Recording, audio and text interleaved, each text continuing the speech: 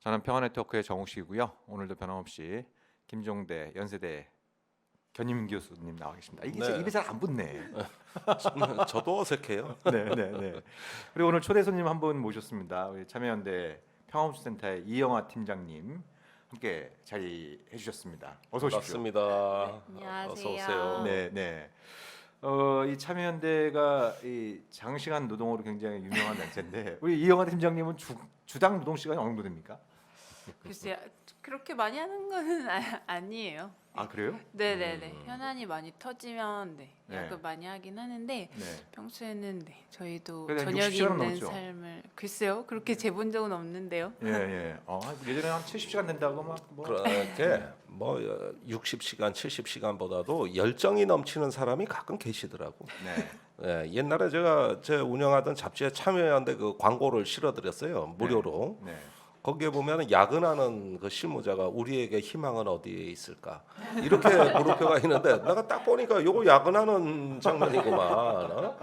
그러니까 여기는 노동이 아니라 열정 뭐 이런 개념이 옛날부터 많았어요. 네. 뭐 그래서 뭐 참여연대 노조도 생기고 아주 네. 좀 재미난 일도 많이 있었고 그래서 노동 시간하고 또 이제 급여를 갖다 예전에 한번 참여연대에서 공개를 해가지고 좀 회원이 굉장히 많이 늘어났던 그런 기억도 한 십몇 년 된 것 같아요. 뭐 그런 기억도 좀 있고 하는데 또 우리 사회의 건강한 발전을 위해서 노력하고 있는 참여연대 이영하 팀장님 환영하고요. 오늘 이영하 팀장님을 모신 이유는 그 얼마 전에 평화우축센터에서 국방 관련 예산 관련해서 이제 그 문제점을 조목조목 지적한 의견서를 내셨어요. 네. 네. 요즘 언론에서 관심을 갖고 좀 보도를 하고 있습니까? 아니요, 사실 저희가 국방 예산 관련해서 입장이나 의견서를 매번 발표를 하긴 하는데요. 네. 이거는 방송에서 많이 나오진 않고요. 언론에서도 많이 보도되진 않는 상황입니다. 네. 그래서 저희가 이 의견서 내용을 기반으로 해서 언론 기구 같은 거를 별도로 기획해서 진행하고 있습니다. 네. 그러니까 이 의견서 자체로 보면은 지금 우리 김종대 정옥식의 평화를 위해서 최초로 보도를 하고 있는. 네, 맞습니다. 굉장히 고생해서 작성하셨고 예전 같으면은 이런 의견서가 나오면 언론에서도 관심을 갖고 보도도 좀 많이 하고 또 이건 예산 관련된 부분이니까 또 뭐 국회 또 정부 관련된 부처 이런 쪽으로 이렇게 좀 논의가 뭐 협의도 있었고 뭐 공동으로 대응하고 이런 것도 있었는데 요즘은 그런 게 거의 없어졌다라고 하는 게 굉장히 좀 안타까운 현실인 것 같아요. 네. 예. 특히 이제 우리 김종대 교수께서 이제 국회에서 나오시는 바람에 우리 이 평화 또 군축 운동하는 단체들이 아주 소중한 파트너를 이제 외부에서 또 어떻게 만나게 국회 됐습니다. 협조하는데 어려움이 많아지셨나요? 어때요? 네, 사실 국방 예산 관련해서 자료를 구하는 게 쉽지 않은 상황이라서요. 특히 방사청 자료는 예. 비공개 대상이기 때문에 음. 네, 자료를 구하는 게 쉽지 않습니다. 자료 협조가 어려우시고 뭐 기자회견 한다든가 뭐 여러 가지 또 국회 업무가 많으실 건데. 네네, 아무래도 여당은 정부 정책을 서포트하는 입장이기 때문에 네, 네. 쉽지 않습니다. 네. 그렇다고 뭐 또 야당 뭐 국민의힘하고 손잡을 수는 없는 거 아닙니까? 그렇다고. 예. 그래서 이 의견서 저도 쭉 읽어봤는데 아주 그 내용이 좋습니다. 그래서 이 의견서 이 관심 있는 분들은 참여연대 홈페이지에 들어가면 의견서를 볼 수 있죠. 네네, 평화군축센터로 들어오시면 거기에 네. 국방예산 의견서 관련해서 보실 수 있습니다. 네, 아주 예산의 그 세부적인 항목까지도 잘 정리되어 있고 관련된 사업이 어떤 문제들이 있는지 제 눈에 띈 것 중에 하나는 아니 그 많은 국민들이 알고 있는 건 이렇게 문재인 정부 들어서 국방비를 많이 올리고 있는 이유가 사병들의 급여를 인상 해서 그런 거 아니냐 네. 뭐 이런 얘기를 갖다가 이렇게 많은 분들이 얘기를 하시는데 네. 근데 사병이 전체 병력 수에서 차지하는 비중이 60%, 뭐, 한 60% 좀 넘죠. 네, 네, 60%가 넘죠. 예. 근데 전체 네, 인건비에서 예. 사병이 차지하는 비중은 어느 정도 되나요? 사실 2021년 전체 국방 예산 전력 운영비 중에 사실 가장 큰 비중을 차지하는 게 인건비인데요. 네. 2021년에는 전체 국방 예산의 28%에 달하는 15조 2천억 원 정도가 편성되었습니다. 예. 네네네. 2021년 예산안 기준 한국군 규모가 약 53만 명인데 이 중 네. 병이 차지하는 비율은 아까 말씀하신 것처럼 네. 62% 정도에 해당합니다. 네. 근데 많은 언론에서 병사들 월급이 대폭 인상돼서 국방비에 부담을 주고 있는 건 아니냐라는 네. 것처럼 말하고 있는데 사실은 그렇지 않은데요. 네. 급여 체계를 보면 병력의 62%를 차지하는 병 인건비는 전체 군인 인건비의 17%에 불과합니다. 17%요. 네네네. 병력 수는 62%인데 네네. 인건비는 17%. 네. 네. 즉 32만 9천 명의 병사들의 인건비가 2조 2천억 정도 되는데요. 네. 네. 병력의 13% 수준인 장교 인건비가 네. 35% 정도에 해당합니다. 네. 네네. 그래서 국방부가 사실 사병 월급 인상을 추진하고 있는데 2021년 사병 인건비는 병장 기준으로 60만 8,500원이고요. 네. 2021년 최저임금 대비 33%에 불과합니다. 네. 네. 그러니까 제가 전 세계 징병제 국가를 다 봤는데 네. 전부 최저임금 줘요. 네. 뭐 우리보다 경제 수준이 못한 태국, 이집트 같은 나라도 최저임금 다 되고요. 네. 저기 모병제 중에서 조금 징병제 비슷하게 운영하는 나라 중국인데 네. 그 월급이 얼마 안 되거든요. 근데 퇴직금이 많더라고. 우리 돈으로 2천만 원 되더라고. 네. 거기에다가 취업 발선이 있고. 네. 그러니까 한국 징병제는 전 세계에서 어떤 그 극빈의 나라 말하자면 어떤 그 가장 저급한 수준의 어떤 그 급여라고 할 수 있는데 60만 원대로 올라간다 하더라도 그래도 전 세계 최저입니다. 네. 그러니까 이게 뭐 예전부터 굉장히 문제가 많이 됐었던 건데 이게 뭐 하루 아침에 확 바꿀 수는 없지만 그래서 이제 제가 이 말씀을 이제 좀 연 이유는 국방비 감축을 얘기하면 아니 우리 사병들 불쌍한 사병들 급여 올리려고 국방비 이렇게 올리는 건데 뭐 국방비 줄이면 우리 또 사병들 그렇게 또 고생하는 얘기냐 이런 식의 반응들을 많이 보이시는데 지금 이영하 팀장님이 구체적인 통계 수치로 말씀하신 것처럼 전체 병력 수의 사병이 차지하는 비중은 62%인데 급여는 17%. 17%. 이건 더 올려도 됩니다. 그죠? 더 올려도 되니까. 예. 매번 그 병사 인건비를 올리려고 그러면 재정 부담입니다. 항상 가로막고 있는 네. 그 논리죠. 제가 국방 예산 소위도 해보면은 마지막 해에도 가장 논란이 병사 인건비였어요. 네. 이걸 좀 올리자 이렇게 해서 지금 이제 60만 원대에 올라가는 이런 계획들이 나오는데 국민의힘이 이거 재정 부담이 너무 크고 네. 또 왜 선거 앞두고 올리냐 또 정치 논리까지 들여보내요. 그러니까 선거에 여당이 유리해지기 때문에 올려서는 안 된다. 두 번째는 재정 부담이 크다. 이거예요. 네. 그런데 반면에 그 군인 연금이라든가 그 처우 개선에 관한 거는 병사들하고 비교도 안 될 정도의 재정 부담이 큽니다. 그렇죠. 이럴 네. 때는 재정 부담 얘기를 안 하고 사기 얘기를 한다고. 아 사기. 전방에서 고생한다. 네, 네. 단절돼 있다. 네. 그다음에 일찍 퇴직해서 사회 나오면은 갈 데 없다. 이러는데 아니 거기서 재정 부담 얘기는 그게 어떻게 돼? 왜 이렇게 편파적으로? 네. 그래서 이게 계급이 병장이지 인간이 병장이 아니거든요. 그러나 이 국방위원들 얘기하는 거 보면 인간이 아니에요. 아. 그 병사들 인격의 가치를 급여를 통해서 높여주면 사실은 군대 문화가 굉장히 많이 바뀌는데 네. 여기에 꼭 돈 논리, 정치 논리가 들어옵니다. 네. 자 우리가 그 지금 국방 예산 내년도 국방 예산안에 대한 구체적인 얘기는 잠시 후에 좀 하고 우리 방송이 평화로인데 지금 참여연대를 비롯한 국내 많은 단체들 또 종교 단체들이 한반도 종전 평화 캠페인을 지난 7월 27일 날 시작을 했잖아요. 지금 현재 몇 명 정도 지금 서명을 했습니까? 서명은 지금 아직 많이 늘진 않았는데요. 온 네. 오프라인 4만 명 정도 서명하셨습니다. 네, 그러니까 이게 이제 온라인에서 할 수도 있고 여러 단체들이 거리로 나와서 또 오프라인에서도 지금 서명을 받고 있는 4만 명 정도. 이게 2023년 7월 27일, 그러니까 정전협정 체결 70주년이 되는 날에 1억 명을 목표로 띄고 있어요. 네, 네. 어떻게 1억이 나오죠? 네? 어떻게 1억이 나오냐?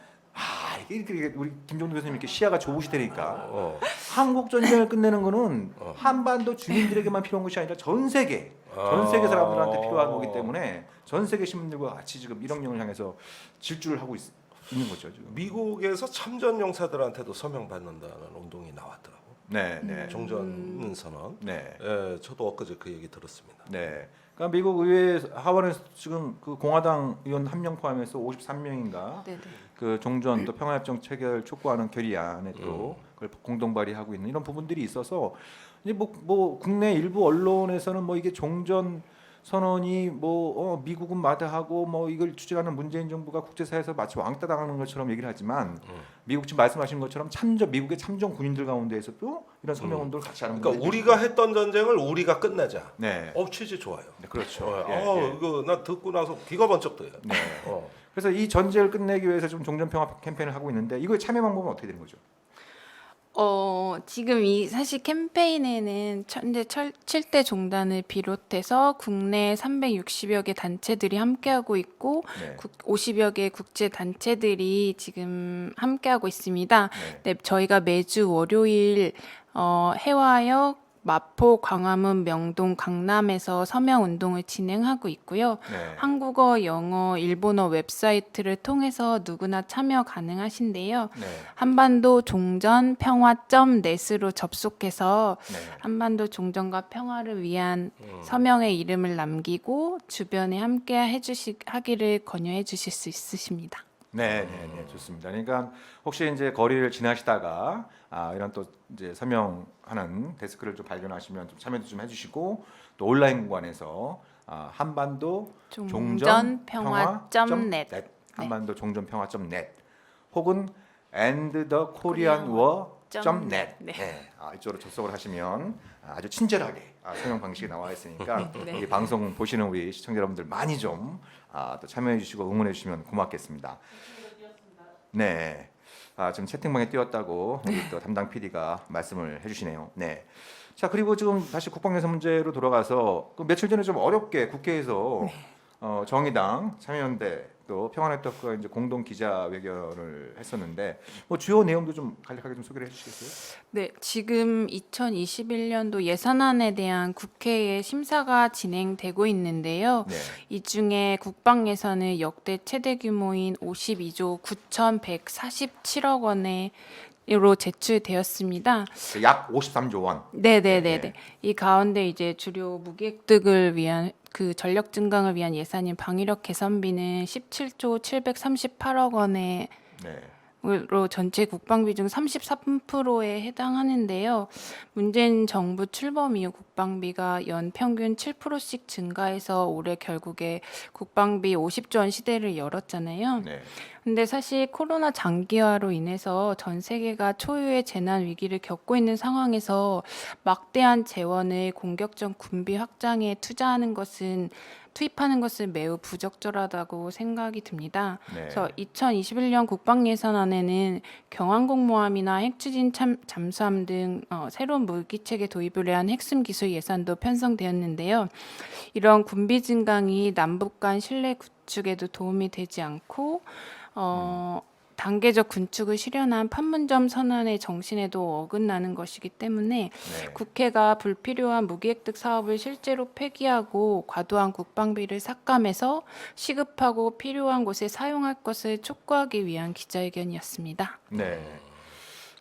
그 기자회견을 할 때 우리 정의당 대변인이 갑자기 네가 왜 거기서 나와? 그 노래로 논평을 해갖고 굉장히 좀 화제가 됐는데 많이 나오더라고요. 네. 그 퍼포먼스 때문에 이 국방 예산 이 삭감을 촉구하는 기자회견이 좀 묻힌 감이 있었어요. 그런가요? 평화네트워크 기자회견 할 때는 이런 좀 엔터테인의 요소를 좀 넣어야 되지 않을까 이런 생각. 원래 국회 소통관이 구호 외치거나 공연을 하거나 이런 게 다 금지된 공간이에요. 근데 이렇게 노래하는 건 규정이 애매한 것 같아요. 그렇죠. 실제로 그 집회하듯이 하면 안 돼요. 거긴 기자들의 공간이기 때문에 안 되는데 그 노래 브리핑은 그 규정에 맞는지는 모르겠어요. 그러나 어제 효과는 만점이었던 것이죠. 말하고자 하는 게 너무 전달이 잘 됐으니까. 그렇죠.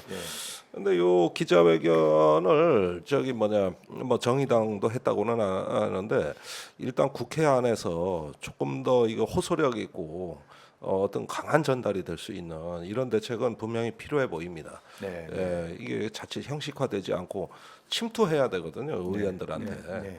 그런 점에서 좀 후속 노력이 필요하다고 보이네요. 우리 김종대 교수께서는 그 김대중 정부 때에도 국방 정책에 좀 관여를 하셨는데 그때하고 지금하고 좀 비교를 해보자면 네, 그때는 이제 IMF 외환 위기가 터졌었잖아요. 그래서 그리고 그때 남북한 사이의 군사력 관련해서도 우리가 좀 남측이 좀 우세했지만 지금처럼 압도적인 우위에 있지는 않았단 말이죠. 네, 네. 그럼에도 불구하고 처음으로 국방비가 좀 오히려 삭감된 사례가 있지 않았었나요? 그때 동결인데요. 네. 그러니까 뭐냐면은 그 당시에 우리 한번 그 국난 극복의 그 성격을 잘 봐야 되는데 네. 연구개발비는 다 오릅니다. 네. 그런데 경상비는 10% 이상 잘립니다. 네. 다 삭감됩니다. 예, 네. 그런데 국방비가 그 중에서 특히 두드러졌던 것이죠. 네.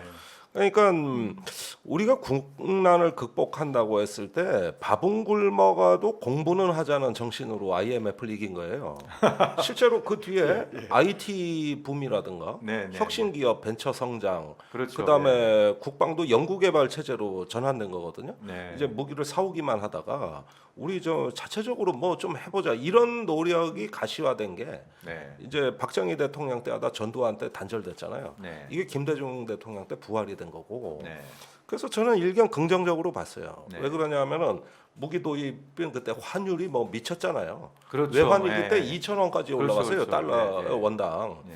그러니까 저기 이런 데서는 무기를 사고 싶어도 이미 가격이 계약서 쓰는 즉시 2배가 되는 게 IMF 국면이기 때문에 네. 모든 걸 다 동결하거나 미룹니다. 네. 네. 도저히 살 능력이 안 돼요. 반면에 그 국내 이 경제는 위기에 처하고 근데 이걸 당장 그냥 돈을 푸는 것보다는 개발 쪽으로 가면 어떠냐 이렇게 해가지고 과학자들한테 좀 투입이 되는 거죠. 네. 뭐 이런 흐름이라면 우리 수준에 맞는 짜임새 있는 국방도 가능하겠다. 네. 너무 무분별하게 막 그냥 공격무기 막 금방 조기 전력화라고 해서 외국산 구매하는 것보다는 차라리 이게 좀 나은 거 아니냐 하면서 한번 정돈하는 그 상황이었다고 보여집니다. 네. 네. 그러니까 지금 이제 우리 그 민생의 관점에서 볼 때 IMF 외환위기 때 이게 이제 한국 전쟁 이후 최악의 민생위기다. 네. 그래서 이제 국난 극복을 위해서 우리 국민들이 뭐 달러 모으기, 금 모으기 정말 많은 국민들이 힘을 결집해서 결국 이렇게 조기에 IMF에서 졸업했던 이런 경험들이 있는데 지금은 그때에 버금가는 혹은 그 이상으로 이제 민생위기가 오고 있다라는 진단들이 많이 오고 있는데 유독 국방비 증액은 왜 이게 브레이크가 안 걸리나? 네? 그 우리가 한번 다뤘던 주제인데 예. 그 이영하 팀장님은 좀 왜 그런 것 같아요? 이번에 사실 국회 그 예산안 시정연설에서도 문재인 대통령이 강조한 워딩이 있는데요. 네. 강한 안보가 평화의 기반이 된다는 것이 네. 한국이 정부의 변함없는 철학입니다라는 네, 이야기를 네. 했어요. 그래서 그동안 사실 국방부에서도 힘을 통한 평화를 되게 강조해 왔는데요. 이번에 예산안을 그 예산안 발표하면서 국방부가 이야기했던 게 전방위 안보 위협과 감염병, 테러 등 비전통적 위협에도 대응할 수 있는 포괄안보 역량을 확충하는 방향에 따라 예산을 편성했다라고 밝혔습니다. 군이 국방비를 늘려갖고 감염병에 어떻게 대처하는 거예요? 네. 그러니까 그래서- 포괄 안보, 비군사적인 안보도 하고 군사적인 안보도 하고 두 개 다 하겠다 하겠다. 이 얘기지. 이 얘기.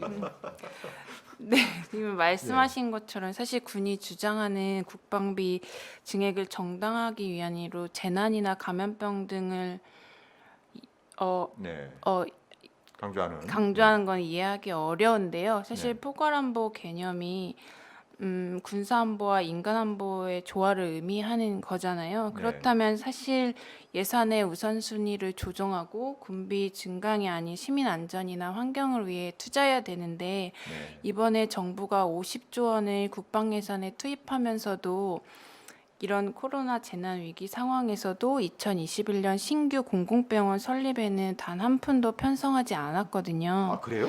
네, 지금 공공의료의 중요성이 굉장히 중요한데 네, 네, 네. 공공의료 병원 신규 설립에 공공병원 설립은 네, 영원으로 이건 놀라운 책정됐습니다. 얘기네요. 네. 네. 예. 아니 그래서 그 저기 지금 팬데믹 방역이 그나마 성공해서 망정이지. 네. 예, 약간만 더 확산됐으면 우리나라 공공의료는 OECD 중에 네. 공공병상이 제일 그 비율이 낮은 나라입니다. 우리나라가. 네. 예, 5% 이낼 거예요. 네. 그러니까 이렇게 그 다른 나라는 다 10% 넘거든요. 그러니까 자칫하면은 그 어떤 그 사회의 어떤 안전망이 근본으로부터 흔들릴 수도 있는 네. 매우 중대한 교훈이 나온 건데 방역 좀 성공했다고 해서 야 공공의료 천천히 해도 돼 방역에서 막잖아 네. 이런 안이함에 젖어버린 거 아니냐 이거예요. 이거 굉장히 놀라운 얘기입니다. 그러니까 지금 우리 많은 국민들이 지금 뭐 최근에 다시 이제 그 확진자 수가 세 자리로 늘어나고 있고 또 이제 겨울이 본격적으로 다가오고 그러니까 불확실성이 있는 거잖아요. 지금까지 네. 비교적 선방을 해왔지만 또 우리 대한민국이 또 폐쇄 국가가 아니기 때문에 좀 다른 나라 사람들도 같이 보고 뭐 이런 것들을 보면서 이제 좀 공공의료 기반을 확충해 오고 있고 앞으로도 할 거라고 생각했는데 신규 공공 의료병원 설립 예산이 내년도 예산이 제로라고 하는 건 좀 굉장히 뜻밖의 놀라운 얘기네요. 예, 국공립병원 저기 종합병원 그 건설 계획도 취소됐습니다. 예, 그래서 왜 선거 때 윤수아 의원이 왜 삭발까지 하고 네네네. 왜 단식 네. 투쟁하고 네. 선거도 못하고 그리로 다 쏠려버렸잖아요. 거기에다가 저기 그 재활 어린이병원은 거의 참혹합니다. 네. 그 중에서도 네. 예, 학업을 하든가 치료를 하든가 둘 중에 하나만 해야 돼요. 동시에 그 케어가 안 됩니다. 그거 하고 또 이제 저기 그 노인 자살률 갈수록 높아져 가고 있잖아요. 네네. 세계 1위 빈곤 문제. 예. 이제 이런 문제들하고 해가지고 그 또 이번에 그 코로나 사태에서 가장 타격이 좀 심했다고 하는 게 그 인천의 라면 형제. 네네. 그 저 아동 보호 기능이 네. 취약한 게 그대로 드러났잖아요. 네. 아동 보호 센터 문 닫아버리니까. 네. 이런 부분은 아주 사각지대 중에서도 그렇죠. 심폐소생술이 필요하다고 할 정도의 위급한 분야거든요. 네. 근데 문재인 정부는 이렇게 보편복지를 강조해요. 네. 아동 수당 올리고 뭐 네, 노인 네, 기초연금 올리고 이렇게 해가지고 전반적인 보편복지 쪽에 쏠리다 보니까 이렇게 핀셋으로 위급한 그 심폐소생술이 필요한 분야의 선별복지 네. 이건 오히려 박근혜 정부 때보다도 후퇴하고 있는 네. 상황이죠. 네. 그래서 아무리 보편복지가 중요하다 하더라도 위급한 사람을 그렇죠. 살려야 되는 거는 선별적으로 해 들어가야 되는데 이 부분은 정체되거나 후퇴되고 네. 보편복지 쪽으로 재정이 가버린 거예요. 네. 그 부분도 뭐 의미는 있다고 하지만은 사실은 그 그렇죠. 사각지대 방치라는 점에서는 뭐 그리고 예산상으로도 그게 그대로 드러나고 있다는 얘기예요. 네. 그러니까 뭐 이런 부분들 나올 때마다 이제 나라에 돈이 부족하다, 빚이 너무 늘어나면 안 된다. 근데 국방 예산을 보면 이 돈이 부족한 게 아닌 것 같은데. 너무 잘 사는 나라예요. 전 세계에 이렇게 예. 5%씩 7%씩 올리는 나라가 있나? 그러니까요. 중국 정도? 예. 중국이 국방 예산 많이 늘어나고 그 외에는 없는 것 같은데. 그러니까 국방비라고 하는 게 이게 좀 경직선 예산이기도 하고 특히 이제 국방비는 플로우보다 스톡 개념이 중요하지 않습니까? 그러니까 누계된 게 예를 들면 어떤 무기를 그렇죠. 샀는데 그거 한 번 쓰고 없어지는 게 아니잖아요. 쌓이죠. 쌓이잖아요. 네. 그래서 이제 쌓이는 만큼 지금까지 투자한 것들이 있으면 그러면 이제 그런 무기나 장비는 계속 뭐 2, 30년 동안 사용하는 거니까 그러니까 이제 뭐 다음 연도에는 좀 줄인다든지 조정한다든지 이런 게 있어야 되는데 습관적으로 네. 하늘 높은 주물고 계속 좀 치솟고 있는 상황이 반복되고 있는 것 같아요. 그 지금은 1년 예산도 중요하지만 지금 국방의 총 자산 가치가 얼마냐? 네. 예, 이런 걸로 한번 평가해 볼 필요가 있겠습니다. 우리가 어떤 회사를 평가할 때 올해 매출액만 보는 게 아니라 저 회사의 그렇죠. 지금 자산 가치가 얼마냐? 네. 이렇게 따지잖아요. 네. 근데 쌓여 있는 무기들이 이게 다 허수 평가가 돼 가지고 네. 뭐 저기 막 들어오거든요. 이미 자산이 있는데. 네. 유사 중복 무기들이 이제 계속 하고 또 소요가 이제 과연 과학적이냐? 네. 이게 정말 필요한 거냐? 네. 이런 부분에서도 이제 왜곡이 많거든요. 네. 그러면 도대체 이 많은 자산을 아마 제가 보기에는 한 200조 이상 되지 않을까 싶어요. 저는 한국의 군사 자산의 네. 가치가 예. 너무 낮게 보시는 거 아니에요? 아니 글쎄 난 합리적이라고 보는데. 아 뭐 중고가 이렇게. 예, 감가상각 다 빼고. 네, 네. 어. 네, 네. 아무튼 1991년부터 30년 동안 한 780조 원인가를 국방부로 투입을 했으니까 엄청나게 많이 투입을 했는데 계속 앞으로도 늘린다는 계획이 있으니까 우리 이영하 팀장님이 제 시간에 퇴근도 못하고 고생해서 의견으로 작성을 했다. 지금 또 그 사실 전작권 환수를 위해 군비 증강은 불가피하다라는 주장도 있잖아요. 국민들이 네. 생각을 하시죠. 예. 네네. 사실 한미가 조건에 기초한 전작권 환수를 합의한 후에 정부에서는 이제 북한의 핵 WMD 대응을 위한 전력 증강 예산을 지속적으로 늘리고 있습니다. 근데 네. 한국이 군사비 지출 세계 10위 국가인데 전시작전 통제권이 없다라는 사실만으로도는 사실 아이러니한 일인데요. 한미가 합의한 그 조건 자체가 모호하고 안보 환경이 언제든지 변할 수 있어서 이 조건들은 오히려 전작권 환수를 무기한 연기하는 구실만 되고 있잖아요. 그리고 사실 전작권 환수를 이유로 전력 증강에 끊임없이 투자해 왔는데도 결국 문재인 대통령 임기 내에 전작권 환수는 불가능하다는 불가능합니다. 것도 명백해진 것 같아요. 불가능해졌습니다. 네. 진짜 전작권 환수 얘기가 제가 고등학교 때부터 얘기가 나왔던 걸로 제가 기억을 하는데 예. 가장 앞뒤가 안 맞는 거죠. 옛날에 전작권이 왜 없냐 그러면 능력이 안 돼서 국방 예산 늘려주면 네. 그걸로 능력을 갖춰서 하겠다. 아마 이 똑같은 이야기를 20년 넘게 들었단 말이죠. 네. 그러니까 국방 예산이 늘어나도 전작권 전환은 더 어려워진다. 네. 이게 분명하게 우리가 지금 보고 있는 현실이에요. 그 역설을 우리가 어떻게 설명할 수 있을까요? 그러니까 문재인 정부 들어서도 그렇습니다만 특히 이제 노무현 정부, 참여정부 때도 전작권 환수를 목표로 해서 그때도 국방비 많이 썼잖아요. 네. 예.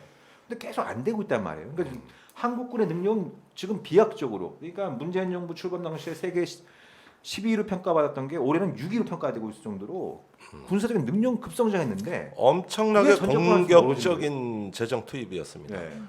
이렇게 공격적인 재정 투입을 하는 나라는 서방 세계에는 존재하지 않습니다. 네. only one, 사우스 코리아밖에 없어요.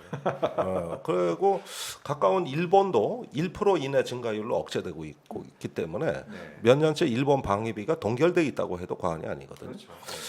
그리고 미국 같은 경우는 지금 이제 바이든 정부에서 기후 위기에 돈을 많이 써야 되기 때문에 국방 예산을 삭감해서 그 재원으로 이런 어떤 미래 그린 뉴딜을 해야 되는 거 아니냐는 이야기가 캠프에서 나오고 있기 때문에 그 전 세계에 유독 홀로 앞서 나가는 그 한국의 어떤 공격적인 국방 재정 정책 이 부분은 저 얼마 전에 미국 사람들이 와서 인터뷰하는데 그거부터 질문하더라고요. 네. 한국 대단히 공격적인 나라다. 그 재정이 그렇다는 거예요. 네, 네, 네. 국방에서.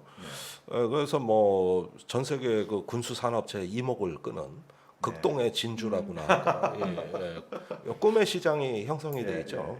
지금 한국이 무기 수입 세계 한 5위, 6위 뭐 이 정도는 7위였던 것 같아요. 7위 정도 됐던 것 같아요. 네, 그러니까 이게 2010년 전후에서 한 7위였다가 문재인 정부 들어서 이제 좀 무기 수입이 늘어나면서 아마 순위가 좀 올라가고 있는 올라가고 상황인데 있습니다. 아마 그 지난번에 나왔던 그 국방 중기 계획 2021년부터 2025년까지 5개년 국방 중기 계획을 보면서 다른 나라 군수 산업체들이 좀 뭐 침을 좀 흘리고 있을까요? 그렇죠. 네. 당연합니다. 저도 많이 만납니다. 네. 연락들이 많이 와요. 그래서 보면 뭔 사업 다 하고 있더라고요. 네. 그리고 또 알맞게 나눠 먹기를 했습니다.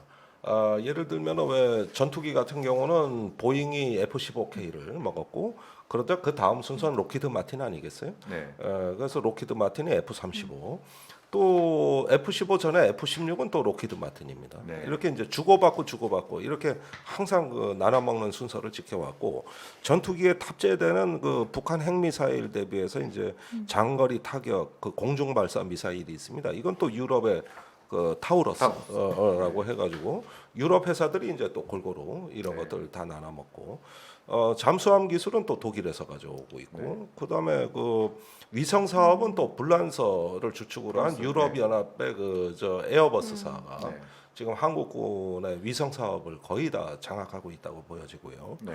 이렇게 되는 데다가 이제 그 이지스 체계 같은데 미국의 또 로키드 마틴이 시스템으로 들어오고 있고 네. 이런 등등등 해가지고 제가 뭐 이것만 이야기해도 한 뭐 몇십 분을 얘기해야 될 것 같은데 전 세계 모든 방산업체를 먹여 살리고 있다. 유럽과 미국 네. 두 네. 대륙의 네. 방산업체를 우리가 확실히 먹여 살리고 있다고. 그러니까 우리가 이제 K 방역을 굉장히 자랑스러워했고 또 그 높아진 국격, 국가 이미지를 바탕으로 해서 이제 K 평화 네. 이런 것도 좀 가자. 근데 실제로는 K 국방이 되고 있네요. 예. K 군사. 네. 예? 예. 엄청난 바잉 파워죠. 네. 예. 예. 그렇게 다 되고 있네요. 불러드려요. 네. 자, 우리가 그 지난 이전 방송에서 뭐 경항모 사업, 뭐 아이언돔, 뭐 한국형 미사일 방어 시스템, 뭐 주요 무기 사업 관련해서 이제 좀 문제점을 지적을 한 바 있는데 이번에 그 참여연대에서 발간한 의견서를 보니까 좀 눈에 띄는 것 중에 하나가 특수전 지원함과 특수 침투정 사업도 이것도 큰 문제가 있다. 어떤 내용인지 좀 설명을 해주시죠. 저는 이게 김종대 선생님 저 훨씬 더 잘 아실 것 같은데요. 잘 몰라요. 이 사업은 특수침투정 여러 척을 특수전 지원함에 싣고 다니다가 필요할 경우에 이제 특수부대원들을 은밀히 침투시켜서 요인 암살 등의 작전을 수행하기 위해서 추진된 사업인데요. 2008년에 소요 결정 이후 이제 필요성 논란이나 예산 문제 등으로 지지부진하다가 2010년 천안함 침몰과 연평도 사건 이후로 서둘러 추진되었습니다. 네. 근데 그 과정에서 이제 사업 방식이 변경되거나 사업자 선정 공정성 등의 문제가 불거져서 입찰 업체 선정이 지연되기도 했는데요. 네. 그래서 현재 감사원이 특수 침투정 사업에 대한 감사를 진행하고 있고 이 감사 결과는 11월 중에 발표될 예정입니다. 네. 언론 보도에 나오기도 했는데요. 특수 침투정 탐색 개발 사업을 진행한 업체가 잠수정 개발 경험이 전혀 없는 요트 회사였다는 것이 보도되기도 했고요. 그 요트로 특수 침투정을 쓰려고 하는 건가요? 네. 재밌는 발상. 그리고 이 사업은 이제 국회 예결산 특별위원회 검토 보고서에서도 문제 사업으로 지적돼서 전액 삭감 의견을 받았고 네. 국민의힘에서도 해당 사업을 이제 법적 근거 미비 등으로 불효불급한 사업으로 선정하기도 했는데요. 네. 근데 문제는 가장 큰 문제는 이제 사업 시작부터 장거리 이동이 어려운 특수 침투정을 특수전 지원함이라는 큰 모함에 싣고 다니면서 은밀하게 북한에서 참수 작전을 펼치겠다는 계획 자체가 매우 비현실적이고 매우 공격적이고 자극적인 계획입니다. 네. 이 부분은 그 소위 말하는 그 제4의 전쟁 담론. 네. 이제 국방부가 지난 정부부터 많이 강조한 건데 유사시에 특수부대를 대량으로 북한의 후방에 침투해가지고 네. 유격전을 전개한다. 네. 이걸 소위 분란전이라고 이름을 붙였습니다. 불난전. 예, 분란전, 분란을 조장한다. 네. 그래서 이제 북한의 중요한 사회 시스템을 파괴하고 이제 요인을 납치 암살한다든가 아니면 어떤 그 핵심 주력을 후방에서 그 유격전으로 이렇게 그 해가지고 어떤 북한의 그 마비 전략 일종의 어떤 그 분란을 조성해서 마비하는 이런 어떤 그 전술들을 김관진 국방장관 시절에 굉장히 강조해서 그분이 이제 나중에 청와대 안보실장을 가셨잖아요. 네. 예, 이때 그 합참에서 그 제4의 전쟁론 해서 그 중에 핵심을 분란전으로 보고 그 준비를 네. 했던 겁니다. 네. 기존의 정규전끼리의 어떤 그 이렇게 그 선으로 형성된 전선에 구애받지 않고 네. 이렇게 어떤 그 동시에 후방에서의 분란을 조장함으로 인해 가지고 그 저기 뭐랄까 쉽게 전선을 그 형성할 수 있다. 우위를 달성할 수 있다. 이렇게 이야기를 하는 건데 그 근거 중에 하나가 이제 북한이 대규모 특수부대를 운영하고 우리 남한의 분란을 조성하고 있기 때문에 우리는 더 효과적인 네. 침투로 맞설 필요가 있다. 이 얘기거든요. 그게 뭐 이른바 입체 기동 작전의 핵심인 것이죠. 네네네. 예. 북한은 이제 동시전장화라고 네. 해서 하는 건데 그런데 북한의 특수부대가 뭐 20만이라 그랬는데 우리나라 3만 명이 안 돼요. 네. 우리나라 2만 명인데 어떻게 우리 10배가 넘는 특수부대를 북한이 갖고 있느냐인데 네. 네. 그 특수부대는 침투 능력이 없으면은 20만이나 2만이나 별로 다를 그렇죠. 바가 네. 없습니다. 뭐 네. 못 넘어오면 그만이거든요. 네. 근데 20만 명을 무슨 수로 우리나라 후방에 떨구지? 그러니까요. 말이 안 되는 얘기예요. 네. 20만 명이 우리나라 후방에 들어온다? 그러면은 뭐 어디 뭐 대량 수송기로 계속 실어 날라야 되는데 거기에다 뭐 바다로 들어온다 그러는데 이미 구중 방어막에 쳐져 있습니다. 네. 그래서 그 함정으로 잡고 헬기로 잡고 지상에서 잡고 네. 9단계로 우리가 차단하는 계획이 다 서 있기 때문에 네. 그 뭐 20만 숫자에 놀랄 필요가 없어요. 그 숫자가 맞느냐부터 논란이 많이 있었고 예전에 그 럼스펠트 국방장관도 북한의 그 특수전 능력에 대해서 굉장히 좀 냉소적인 평가를 내렸던 뭐 숫자를 갖다 이렇게 막 부풀리고 북한이 실제로 갖고 있는 능력은 다 도외시하고 이것이 뭐 북한군의 엄청난 그 위험인 것처럼 얘기하지만 이건 그 사실과 다르다 이렇게 얘기했던 뭐 기억도 있는데 아무튼 이 관련된 부분이 지금 법적으로도 좀 문제가 되고 있고 이게 이런 형태의 사업을 추진하면서 과연 정부에서 그렇게 강조해왔던 남북 관계 발전과 한반도 평화라고 하는 정말 그러니까 국방 튼튼한 안보가 한반도 평화에 기여를 할 수 있는 거냐 이게 좀 문제인 것 같아요. 이게 그러니까 아마 이 참여연대 의견서는 북쪽에서도 관심을 가지고 볼 텐데. 그 네. 부분 조심해야 돼. 네. 예, 그러니까 어떤 뭐 이런 부분들에 대해서 좀 하나하나 평가하는 부분들이 그래도 예전에는 논란에도 많이 됐었잖아요.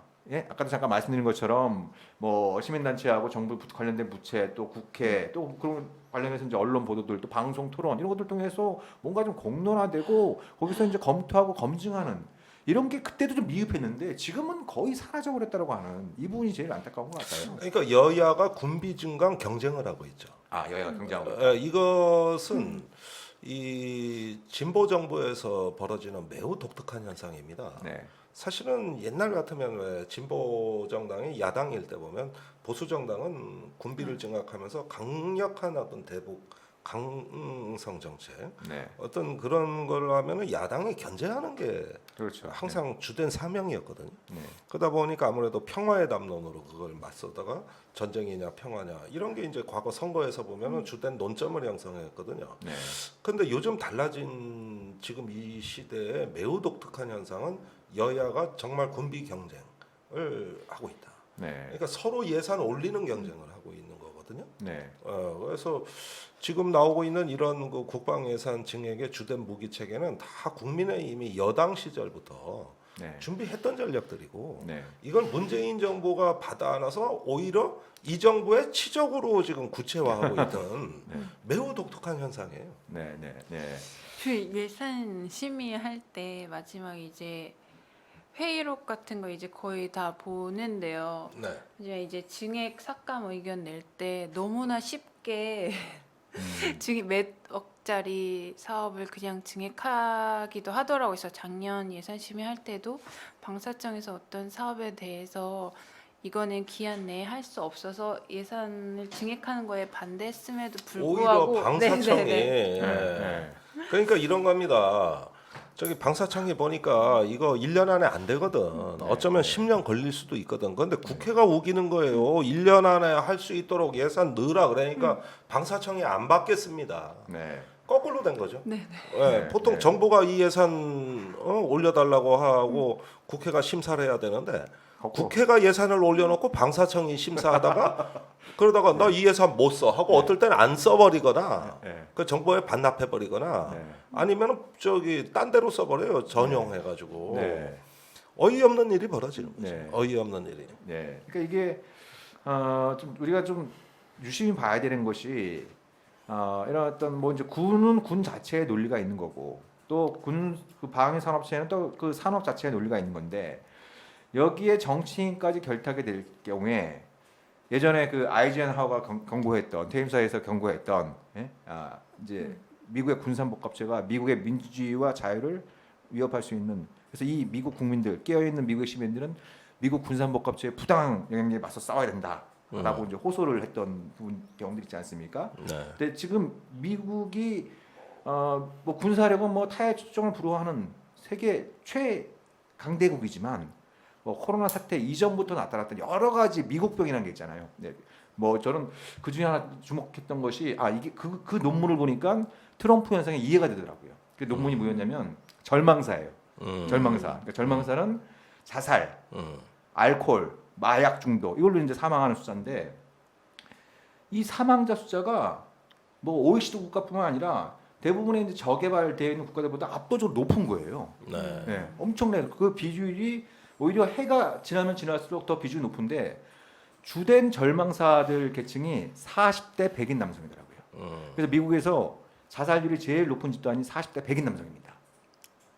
그 뜻밖이네. 선뜻 이해가 안 가잖아요. 노인이 아니고. 네, 40대 100인 남성이 일반인데 아시다시피 이들이 바로 트럼프의 열렬한 지지자인 거죠. 열렬한 지지자. 그러니까 트럼프를 욕할 게 아니라 그 배후의 근원을 그렇죠. 우리가 예, 지금 보는 게 더 필요한 예. 자세 같습니다.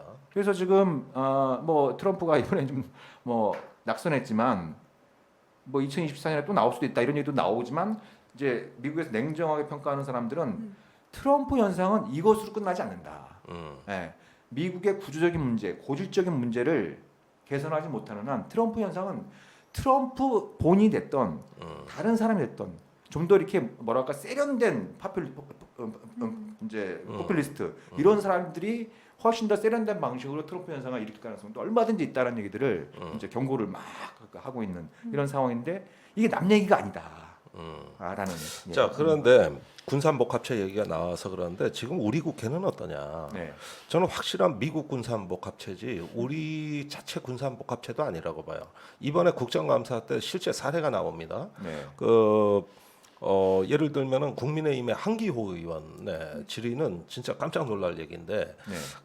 우리 육군의 수리온 헬기가 보급이 그렇죠. 되고 있는데 이게 기동 헬기입니다. 그런데 공격 헬기로도 쓸 수 있고 네.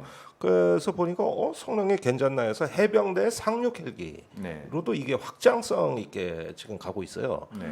그런데 그 한기호 의원 질의는 뭐냐면 미국의 시코스키사에 네. 그 우수한 UH 헬기를 쓰지 네. 왜 쓸데없이 개발한다고 해가지고 네. 아니 확실히 노골적으로 질문합니다. 예.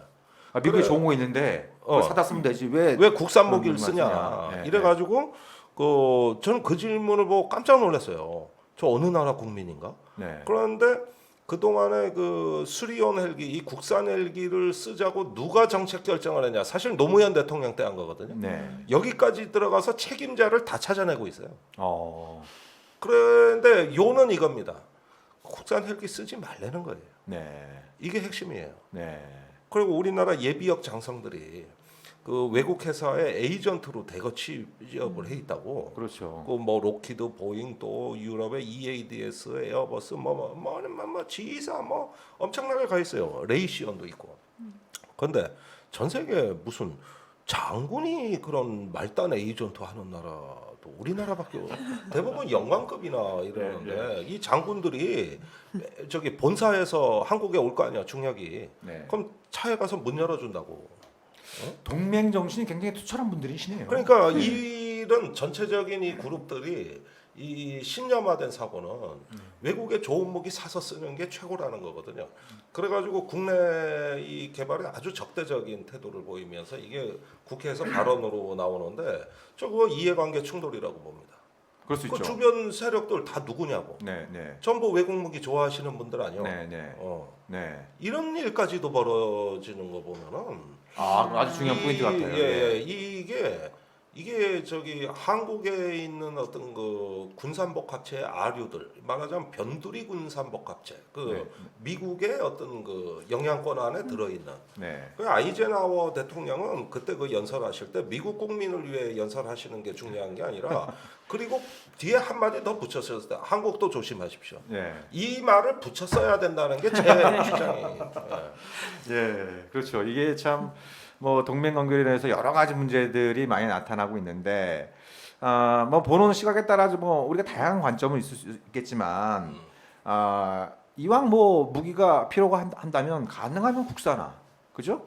그것이 이제 뭐 연구 개발 기술의 축적뿐만 아니라 또 일자리하고도 연결되어 있는 문제고, 네. 그래서 그런 부분들을 잘 조정하고 가야 될 텐데, 지금 우리 김 교수님 말씀은 상당수 그 예비역들 또 일부 정치인들이 국내 방산업체가 아니라 미국 군수업체를 위해서 뛰고 있다. 그렇죠. 예. 아니 저는 절반 이상이라고 봅니다. 네. 예, 그분들은 완전히 그쪽 나라의 시민권을 얻으신 분들이나 마찬가지예요. 네. 예. 예, 이게 참. 그리고 또 한 가지 또 이영하 팀장님께 여쭤보고 싶은 게 좀 잊혀진 단어일 수 있는데 파병. 예. 지금 파병 관련된 예산도 문제가 많다. 어떤 내용인지 좀 소개를 해주세요. 네, 파병 관련 예산은 두 가지 문제가 있는데요. 네. 또 아시다시피 해외 파병은 매우 신중하게 추진되어야 하는데 네. 한국군은 국제 분쟁에 대해서 외교적인 해결보다는 군사적 개입을 우선시 해왔습니다. 그래서 네. 그 결과 해외 파병은 점차 증가해 왔는데요. 대표적으로 비분쟁 지역 파병 사례가 된 UA 파병이나 UA 파병은 2011년 이래 11년째 지속되고 있고 소말리아 파병은 2009년 이래 12년째 지속되고 있습니다. 거의 뭐 자동으로 연장되는 분위기네요. 네네. 그리고 매년 연장 동의안이 올라와요. 네. 근데 뭐 이제 제대로 뭐 신사도 안 하고 그냥 뭐. 네네네. 그냥, 네. 파병 타당성에 대한 검토는 제대로 이루어지고 있지 않은 상황인데 정부가 지난 1월에 미국과 이란이 정치 군사적으로 최악의 갈등 관계에 있는 상황에서도 네. 국회 동의 없이 소말리아 아덴만 해역에 파병된 청해부대의 작전 범위를 이란 호르무즈 해협까지 확대하였습니다. 네. 그래서 그리고 이제 청해부대 소속 연락 장교 2명을 미국 주도의 국제해양안보구상에 파견해서 필요시 협조하도록 네. 했는데요. 아덴만 일대 해적 퇴치 활동을 명분으로 파병된 청해부대의 활동은 이제 애초 목적이었던 해적 퇴치보다는 연합해군의 해양안보 작전 참여나 안전 항해 지원 위주로 변화해 왔습니다. 그리고 UA 파병 같은 경우에도 시작부터 위헌성 문제가 제기되기도 했는데요. 상호적 목적의 파병이라고 하는데 전대미문에. 네네네. 있었죠. 2011년 이래 지금까지 관성적으로 연장되어 왔어요. 그래서 네. 네, 아까 말씀하신 것처럼 UA 파병은 핵발전소 수주를 위해 상업적 목적으로 이루어진 파병인데 처음에 이제 파병 동의안이 거의 날치기로 처리되었고 매년 파병 연장 동의안을 통과시켜 왔는데 이러한 문제점 이외에도 UAE에 파병된 아크 부대는 예멘 내전에 등의 군사적으로 개입하고 있는 사우디아라비아를 지원하는 UAE 특전사를 훈련시키는 것으로 알려져 있습니다. 네. 그리고 또 다른 문제는 파병 연장 동의안 통과 전에 예산안이 통과된다는 점인데요. 해외 파병 기간은 보통 1년으로 정해져 있고 매년 파병 연장 동의안이 와서 12월쯤 이제 예산안이 통과된 이후에 이제 거의 네. 파병 동의안이 통과되어 왔는데 해당 부대 사실 예산안을 책정하기 전에 동의안이 먼저 통과되어야 되는데 그러한 절차적인 문제가 있고요. 이러한 것 돈부터 마련해놓고 돈 마련했으니까 네. 계속 파병하자. 뭐 이런 식으로 이제 좀 뭐. 네네. 그러니까 용처가 불분명한 예산입니다. 네. 그 법적으로 그 사용처가 정해지지 않는 예산을 미리 편성하는 네. 확실한 국가재정법 위반입니다. 네. 그러니까 예산의 어떤 목적이 분명하고 근거가 없으면 편성하지 말아야 되는데 앞으로도 계속 할 거 아니냐는 그 전제하에서 가정을 세워놓고 예산을 투입했다는 얘기거든요. 네. 성립될 수 없는 비논리적 방식이죠. 네. 근데 여기서 이제 짚어볼 거는 이제 파병 문제가 새로운 단계에 진입했다는 것을 우리가 인식해야 된다는 것이죠. 과거에는 뭐 어디 분쟁이 발생하면 국민적인 공론화를 거쳐서 네, 상당히 많은 진통 끝에 파병이 결정이 됐거든요. 네. 근데 그런 게 아니라 상시 파병 체제로 들어가는 것이죠. 네. 네. 예, 굳이 그런 어떤 상황이 아니더라도. 근데 이 부분이 왜 중요하냐? 이제 최근에 그 세계화가 이제 그 거의 한계에 도달하고 전 세계의 어떤 그 분쟁이 그 굉장히 그 경제적 이유로 일어나고 있거든요. 네. 뭐 이란 같은 경우도 그렇고 또 UAE 같은 경우가 특히 그렇습니다. 우리가 원전 수출했어요. 그 원전을 예멘 반군이 지금 공격한다는 소문이 뭐 옛날부터 많아요. 그러다 보면은 그 원자력 발전소를 지켜준다. 예, 이게 분쟁이 아니라 그 원자력 발전소를 경호해준다.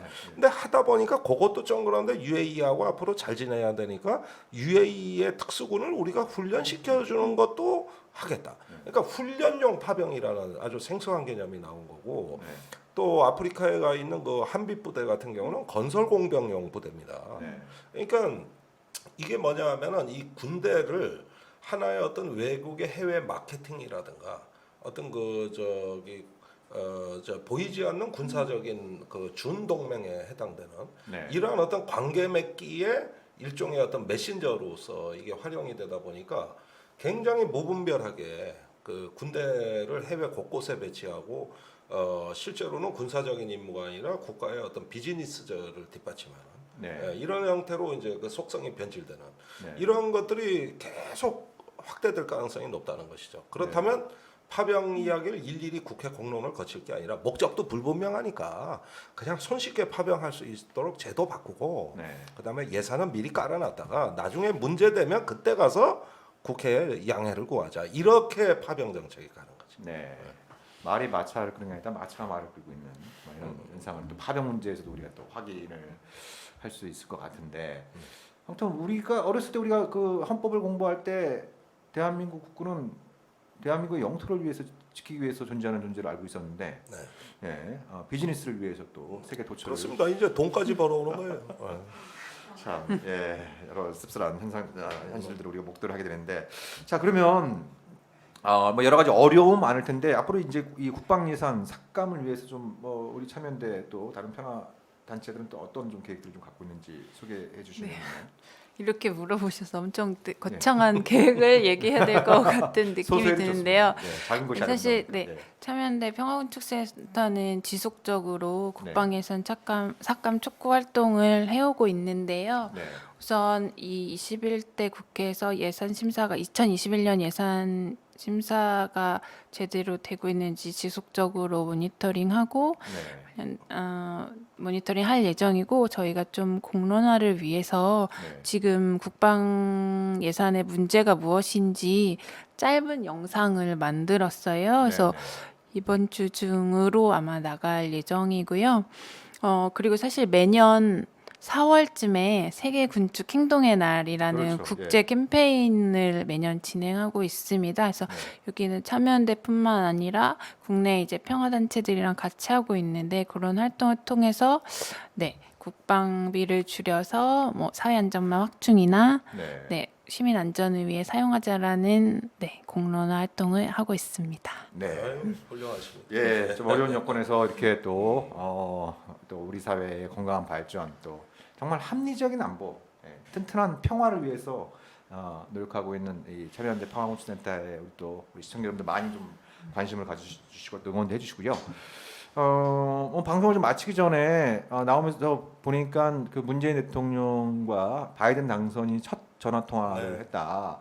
그래서 이제 통화 직후에 문재인 대통령이 굳건한 한미동맹과 평화 번영의 한반도를 향한 바이든 당선인의 굳은 의지를 확인할 수 있었다라고 이렇게 트위터로 이렇게 날렸어요. 예, 트위터를 보냈는데 우리 김정도 교수께서는 뭐 이 내용을 좀 포함해서 이 바이든 시대의 미국, 특히 이제 한미 관계에 관련해서 우리가 가장 좀 주목해야 될 문제가 있다면 사안이 있다면 어떤 게 좀 있을 것 같아요?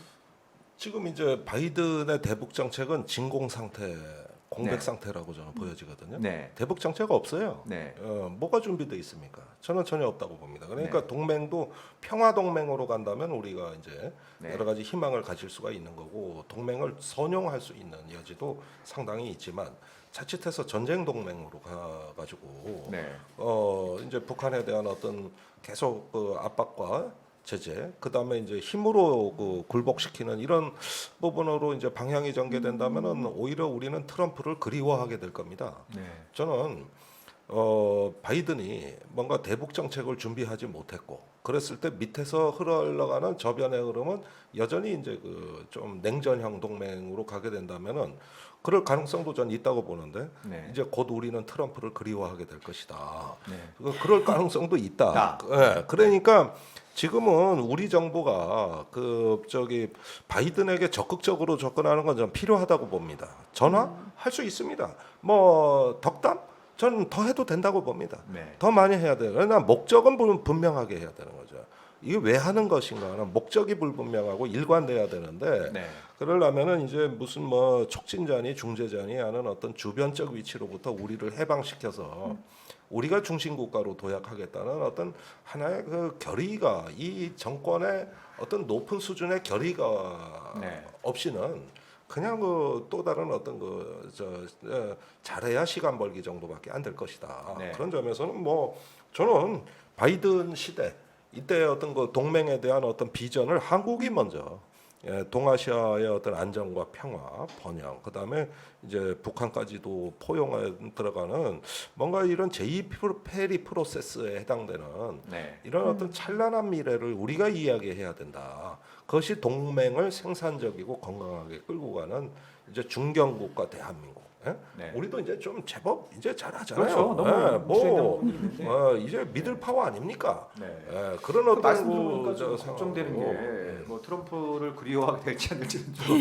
두고 봐야겠지만 많은 전문가들 네. 하다못해 뭐 그저께 이인영 통일부 장관도 그렇게 얘기를 했던데 바이든 행정부가 출범을 하고 나서 뭐 대북 정책도 재검토해야 되고 관련된 인선도 해야 되고 한 6, 7개월 정도의 공백기가 발생할 거다. 네. 그래서 이제 이인영 장관 같은 경우에는 그거를 그 미국의 대북 정책 공백기를 남북 관계를 좀 회복하는 그런 기회의 시간으로 가져야 된다라고 이렇게 얘기를 했는데 그렇게 되면 좋은데 그게 이제 쉽지 않다라는 걸 우리는 또 동시에 잘 알고 있지 않습니까? 근데 여기서 걱정되는 건 만약에 정부 안팎에서 예상하는 것처럼 바이든의 대북 정책의 공백 기간 6, 7개월 이렇게 있어 버리면 내년 여름이 되잖아요. 네. 그럼 한국은 뭐로 진입하게 되는 거죠? 내년- 대선 국면으로 진입하게 되는 거예요. 아하. 대선 국면으로 그때가 서울시장, 부산시장 일단 재보선이 끝나고 그러니까 4월 그 4월 재보선이 끝나면 바로 이제 또 예, 대선 예, 국면으로 예. 접어들 수 있는 시기인데 음. 제가 조금 걱정되는 거는 지금 그 김종규 교수님 말씀하신 부분 좀 걱정되는 건 그런 겁니다. 일종의 2007년도의 학습 효과, 2007년도 대선 때 학습 효과가 이상한 방향으로 갈 수 있다. 즉 그렇죠. 2007년도 대선 때 맹인을 떨친 게 음. 노무현 정부가 한미동맹을 말아먹었다. 네. 노무현 정부 때 한미동맹이 무너졌다. 네. 그래서 당시 이명박 후보가 무너진 한미동맹을 다시 세우겠다. 이걸 막 핵심적인 공약상으로 내세우지 뼈속까지 않았습니까? 친일이 예. 친밀하고 뭐. 예, 그랬던 부분들이 있는데 그래서 걱정되는 거는 이게 이제 한국의 본격적인 선거 국면으로 들어가니까 뭔가 한미 간의 갈등이 불거지는 게 정치적으로 부담될 수 있다. 정무적인 판단. 이런 것들이 깔리다 보면 지금 김정도 교수께서 말씀하신 것처럼 좀 우리 주도로 뭔가 평화 구축형 동맹이 아니라 냉전형, 더 나가서 전쟁형 동맹으로 이거 미국한테 좀 끌려다니는 아니 이런 그게 가능성이 좀 걱정이 되는 것 제가 같아요. 이걸 한번 책으로 써야 되나 싶은데 그 네. 평화 지도자론을 좀 우리가 이젠 이야기할 때가 됐어요. 네, 그러니까 냉전을 종식하고 평화를 이룬 우리 그 20세기의 위대한 지도자들은 정치적으로 다 실패하신 분들이에요. 빌리 브란트 그 총리 임기 마쳤습니까? 못 마쳤어요. 라빈 총리 왜 아라파트하고 그 평화 협정 체결했잖아요. 그 저기 총리직 하다가 이제 중간에 비운의 암살을 당하셨지 않습니까? 사다트 대통령 예루살렘 방문해서 평화 협정 체결했던 분인데 어떻게 됐습니까? 또 고르바초프 저기 그 냉전을 종식시킨 누가 뭐래도 영웅인데 그분 군사 쿠데타로 물러나셨고 저기 우리가 평화를 뭔가 만든다고 하는 길은 자기 희생의 길입니다. 이 정무적이고 정치적인 거 이게 내 정치적 부담을 생각하면 제가 단언컨대 죽었다 깨나도 평화는 안 되는 겁니다. 네. 그러니까 평화의 길은 매우 우리가 조금 비극적이라고 받아들이실지 모르겠습니다만은 이것은 대결과 갈등의 시대 평화를 말하는 건 자기 희생의 길이고 또 다음 세대를 위한 것이지 절대 본인과 이 정권을 내 성공을 보장하는 게 아니라 오히려 큰 도전이 되는 겁니다. 그러니까 오늘날 우리 집권 여당이 개혁을 하는 정당이냐 기득권을 추구해야 되느냐는 정당이냐 이 사명에 관한 논의는 적어도 이 평화 문제에서는 아주 첨예하게 드러나는 거거든요. 네. 그래서 이거는 국민들에게 정치 지도자가 직접 진솔하게 설명하지 않으면 안 되는 문제예요. 네, 네. 뭐 우리가 뭐 제2 페리 프로세스를 만들어 미국을 설득하고 어쩌고 저쩌고 조선일보 물어뜯고 뭐 이럴 때 그러면 어떻게 할 것이냐. 과거에는 어느 정도 숨이 차서 내가 힘이 들어가지고 관리하다가 결국은 완결을 짓지 못하고 거기서 끝났던 겁니다. 네. 그러나 지금은 달라야 되는 거예요. 이제 마지막 기회예요. 북한이 시간이 많지 않아요. 굉장히 어렵습니다. 지금 사정이. 미국은 저렇게 준비된 대북 정책 없다고 그러지만 북한은 기다리고 있어요. 그러면은 한국 대통령이 해야 될 일은 나의 정치적 불이익을 무릅쓰고 희생의 결단을 내릴 수 있는, 우리는 이런 지도자를 지난 30년 넘게 기다려왔습니다. 네. 그게 자기 희생의 길이고 국민을 향해서 직접 나서는 대통령, 임기도 얼마 안 남았는데 그걸 못 하시는 거냐. 이게 뭘 압박이라고 생각하는 게 아니라 이게 역사하고 순리였던 거예요. 네. 그러니까 정치와 섞이는 순간 어떻게 되느냐. 토로묵입니다. 안 되는 거예요, 그거는. 그러니까 우리 또 이제 현실 정치인 출신이니까 이게 그 평화를 향한 노력이 이게 정치적인 불이익을 감수하자 이거는 이제 아무튼 또 정치인들이 쉽게 또 수용할 수 없는 또 문제인데, 근데 우리 돌이켜 보면 문재인 대통령의 지지율이 가장 높았을 때가 2018년도잖아요, 그죠? 남북 정상회담 세 차례 하고, 그죠? 예, 또 북미 정상회담 성사하는데 또 기여를 하고. 네. 그래서 한반도 평화 열기가 가장 후끈후끈 달아올랐을 때 문재인 대통령의 지지율도 가장 높았기 때문에 네. 또 미국을 보더라도 2016년도에 미국 국민들 대상으로 해서 세계 주요 지도자들에 대한 호감 조사를 했는데 김정은 그 위원장이 비호감도가 88%로 압도적인 1위를 기록했습니다. 네. 압도적인 1위를 기록했는데 2018년 6월달에 1차 북미 정상회담 이후에 북미 정상회담에 찬성하는 미국 국민들의 여론이 70% 넘었거든요. 예. 그러니까 평화라고 하는 것이 말씀하신 것처럼 굉장히 쉽지 않은 과제지만 그 평화를 달성함으로써 그것이 무슨 특정 정권이나 정치인한테 이익이 되는 것이 아니고 많은 사람들한테 이익이 되는 것이고, 그리고 또 미래 세대한테 평화라고 하는 소중한 선물을 전달할 수 있다라고 하는 이런 어떤 비전을 공유할 수 있으면 정치적으로 불리할 게 없다. 이런 뭐 적극적인 관점도 그게 가질 필요가 이제 있겠죠. 다 주변 여건이 받쳐줄 때, 네. 트럼프가 있을 때는 그런 게 맞는데 그때도 사실은 우리가 그런 흐름에 잘 편승을 했던 겁니다. 네. 그러나 앞으로 주도하는 길은 어려운 길이에요. 그렇죠. 우리 지금 우리나라가 요즘 외교 관계가 많이 어렵습니다. 주변국하고 관계가 다 서먹서먹해요. 그리고 뭔가 삐걱삐걱하고 트러블이 발생해요. 왜 이런 일이 발생하느냐? 어려운 길을 가야 되기 때문에 발생하는 겁니다. 네. 그러니까 그 지금 북한에 대해서 어떤 미국이 준비 안 돼 있을 때 우리가 뭔가 주도적인 역할을 한다는 거, 사실 국제 정세는 주도하지 않으면 주도 당합니다. 네. 이건 냉정한 현실이에요. 뭔가 이제는 우리가 일을 할 때가 됐어요. 과거엔 트럼프한테 맡겨도 됐다고. 그런데 지금 안 돼. 그러니까 이런 상황에서는 저는 정치적 이해관계를 초월하는 자세 없이는 앞으로 닥칠 남아있는 1년 반의 국면을 제대로 감당할 수 없을 것이다. 우리는 그런 점에서 아주 준엄한 시기에 왔다는 걸 저는 거듭거듭 강조하는 거예요. 네. 자, 우리 이영호 팀장님은 이렇게 바이든 시대 미국 뭐 한미 관계 또 한반도 평화 문제 관련해서 뭐 딱 좀 관심을 갖고 지켜보는 문제가 어떤 거예요? 사실 그 대선 전에, 미국 대선 전에 네. 저희 팀에 사실 사면대 간사님들이 많이 질문하셨어요. 네. 너희 팀에는 도대체 바이든이 당선되는 게 좋냐, 트럼프가 당선되는 게 좋냐라는 질문을 많이 했는데 네. 사실 바이든이 이영호 팀장님은 누굴 지지했었어요? 저는 사실 지지한 사람이 없고 그 누가 되더라도 별로 네. 달라질 게 없을 거라는 생각이 사실은 많이 들더라고요. 그러니까 바이든 당선인 같은 경우에 사실 오바마 행정부 때 전략적 인내의 그 네. 행정부에 있었잖아요. 그래서 근데 지금은 뭐 또 많이 다르다라는 이야기도 있긴 있지만 어떻게 될지는 사실 잘 모르겠어요. 네. 제가 그 뭐 전략적 인내 관련해서도 여러 가지 얘기들이 많이 있습니다만 제가 요즘 논란 보면서 예전에 그 수잔 라이스 그 오바마 행정부 때 유엔 대사와 그 백악관 안보보좌관을 지냈고 지금 국무장관 1순위로 거론되고 있는데 공화당의 낙마 1순위로 또 올려놓은 사람이 수잔 라이스예요. 그래서 이제 국무장관이 될 가능성은 굉장히 낮은데 아마 그래서 안보보좌관으로 재경될 가능성도 좀 점쳐지고 있는 것 같아요. 근데 이 수잔 라이스가 뭐라고 그랬냐면 북핵 감내할 수 있다. 네? 감내할 수 있다. 사실 그게 전략적인 핵심이거든요. 네. 그렇잖아요. 감내할 수 있다. 근데 그 얘기는 그거예요. 아니 과거에 미국이 4만 개의 핵무기를 갖고 있던 소련의 핵기업도 감내했는데 한 줌밖에 안 되는 북한의 핵기업을 우리가 감수를 못할 것 같냐? 네, 감내할 수 있다. 그래서 뭐 대화를 통해서 푸느니 이런 방식보다는 대북 억제 강화하고 미사일 방어 제재 강화하고 대북 제재 강화하고 중국에 대한 압박 강화하고 이런 거예요. 그걸 얼마 전에 이제 뉴욕타임즈 그런 기고문을 실었는데 그게 사실 오바마 행정부 때 전략적인 내 도구들이었잖아요. 예, 이런 그 부분들도 우리가 좀 같이 봐야 되는데, 그러니까 미국이 표면적으로는 뭐 북한 핵 문제에 관련해서 굉장한 관심과 이걸 해결하지 않으면 뭐 세계 평화가 무너지는 것처럼 막 호들갑을 떨지만 내심 반기는 사람들도 분명히 많은 거거든요. 예? 예. 또 미국이라는 하는 거대한 나라는 거기에 적응할 수 있는, 그걸 또 관리할 수 있는 그런 나라라는 반면에 우리는 그렇지 않단 말입니다. 그런 차원에서 김종대 교수께서 말씀하셨던 것처럼 어떻게 보면 이제 트럼프 행정부 시기에 한미 관계, 그때 한반도 운전자로는 좀 허망함이 있었잖아요.